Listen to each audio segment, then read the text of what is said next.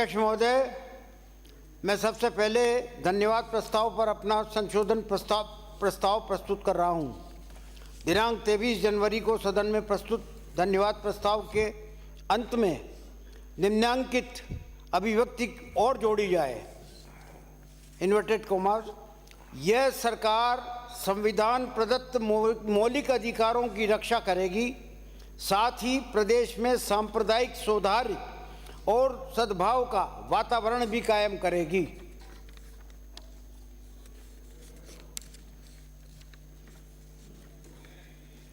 अध्यक्ष जी, राज्यपाल महोदय का जो भाषण है वो मोटे तौर पर सरकार की भावी प्राथमिकताएं और भविष्य में जनहित में लागू होने वाली नीतियों के बाबत तथा सरकार की उपलब्धियां और वो सार्वजनिक महत्व की घटनाएं का एक दस्तावेज होता है। 19 जनवरी को राज्यपाल महोदय ने जो यहाँ पर भाषण पढ़ा वो एक ऑटो रिक्शा की सरकार का संकल्प पत्र था।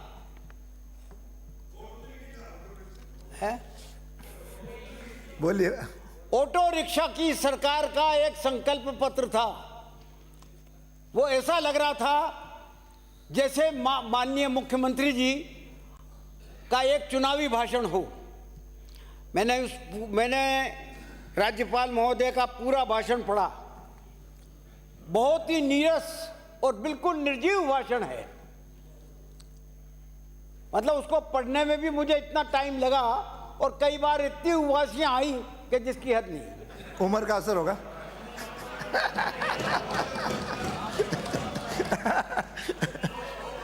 क्योंकि वो संकल्प, वो एक तरह से भारतीय जनता पार्टी के बिराजो हुजूर, बिराजो आप बोलिए। वो एक तरह से भारतीय जनता पार्टी के संकल्प की डुप्लीकेट कॉपी थी। अगर आप में से किसी के पास संकल्प की कॉपी हो तो आप मिला करके देख लो, हूबहू वैसा का वैसा मिलेगा आपको, हूबहू वैसा का वैसा मिलेगा। तो जनता को लोकसभा चुनाव तक किसी प्रकार से लटकाया जावे, ऐसे जुमले फेंके जावें जिससे कि लोकसभा चुनाव जो है वो संपन्न हो जाए और भारतीय जनता पार्टी की जीत हो जाए। कुल मिला के बात ये है। राज्यपाल महोदय से मेरा निवेदन है कि राज्यपाल महोदय से हमारी पूर्ववर्ती सरकार की आलोचना करवाना एक तरह से निरर्थक और निंदनीय है। मैं नहीं मानता इस बात के लिए कि राज्यपाल महोदय को कि इस अभिभाषण को पढ़ने की उनकी सहमति होगी।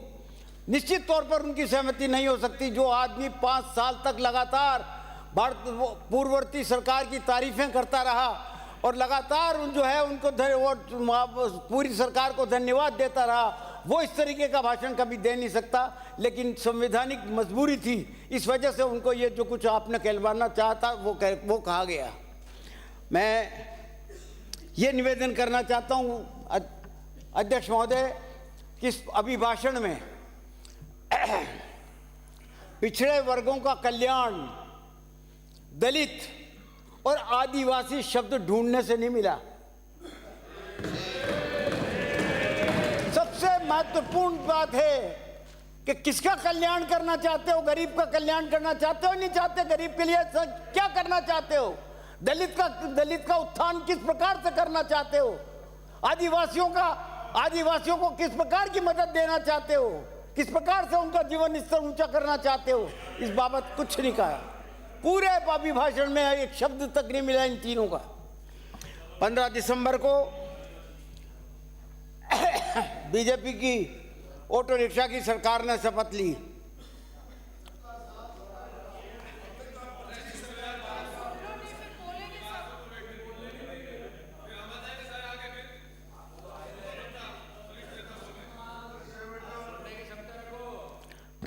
पंद्रह दिसंबर को बीजेपी की ऑटो रिक्शा की सरकार ने शपथ ली। आगे का पहिया मुख्यमंत्री जी, और पीछे के 2 पहिए, दोनों उप मुख्यमंत्री। और ड्राइवर की सीट पे कौन बैठा हुआ है? हर स्टेट में, राजस्थान की नहीं, तीनों स्टेट में मोदी जी बैठे हुए हैं ड्राइवर की सीट पे।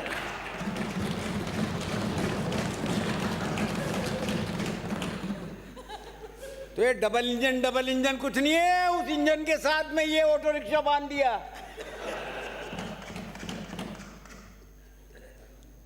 पैरा 12 में आपने लिखा कि हमारी सरकार का यह नीतिगत निर्णय है कि हम पिछली सरकार की जन कल्याणकारी योजनाओं को बंद नहीं करेंगे। लेकिन हो क्या रहा है? योजनाएं देखिए आप। मैं आपको इस बात के लिए तो धन्यवाद देता हूं कि आपने कम से कम लिखा तो है। मानोगे नहीं मानोगे वो एक अलग आगे की बात है हमारी। और ये लिखने से ये भी साबित हो गया कि आपने ये तो मान लिया कि पूर्ववर्ती सरकार की द्वारा जो योजनाएं चलाई जा रही थी वो निश्चित तौर पर जन कल्याणकारी थी। इसके लिए मैं आपको धन्यवाद देता हूं। जैसे चिरंजीवी स्वास्थ्य योजना, आरजीएस, ओपीएस, 100 यूनिट बिजली फ्री, किसानों को 2000 यूनिट फ्री, इंदिरा रसोई में रोटी में 50 ग्राम वो आटा क्या बढ़ा दिया और उसका नाम ही बदल दिया, नाम बदल दिया।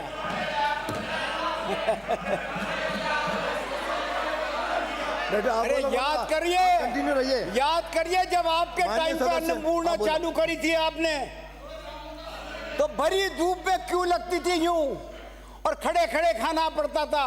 हमने बाकायदा एक रेस्टोरेंट होता है उस तरीके से स्ट्रक्चर बना करके कूलर की हवा में बिठा करके खाना खिलाया है।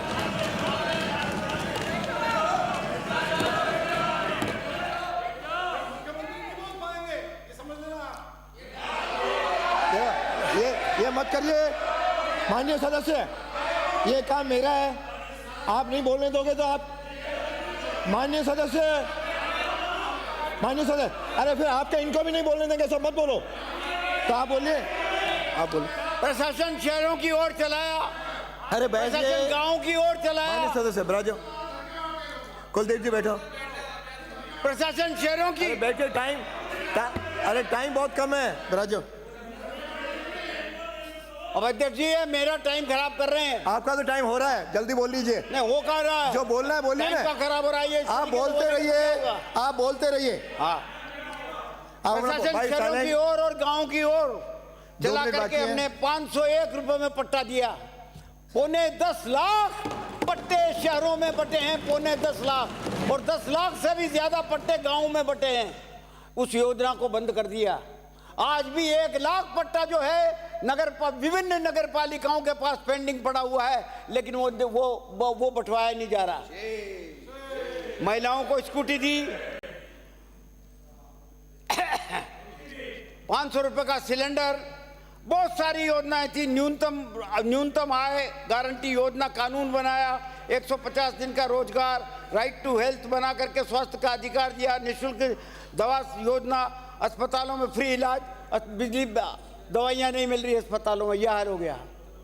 मुख्यमंत्री जी से निवेदन मेरा है, गर्ग साहब वो मुख्यमंत्री जी आए तो उनको याद दिलाना कि इस बात का जवाब कम से कम अपनी उसमें देवें, अपनी स्पीच में देवें कि किन किन जन कल्याणकारी योजनाओं को वो बंद करना चाहते हैं और चलाना चाहते हैं, तो बदल करके किस तरीके से चला चाहते हैं। क्योंकि नाम बदलने में तो आप जैसे नीतीश कुमार कुर्सी बदलने में मास्टर है, वैसे ही नाम बदलने में भारतीय जनता पार्टी मास्टर है।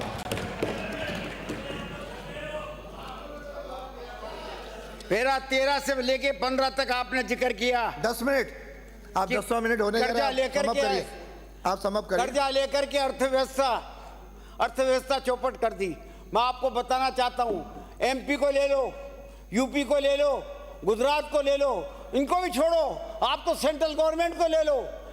आजादी के बाद कुल मिलाकर के 65 सालों में कांग्रेस के टाइम पर सिर्फ 55 लाख करोड़ रुपए का कर्जा लिया था, लेकिन आपने 10 साल के अंदर 2014 से लेकर के और आज तक 14 लेकर के 155 लाख करोड़ रुपए का कर्जा लिया, और कुल मिलाकर के भारत की जनता पर 205 205 लाख करोड़ रुपए का कर्जा जो है लाद दिया। हर व्यक्ति 1 लाख रुपए के नीचे है आज, 1 लाख रुपए का कर्जा नीचे है।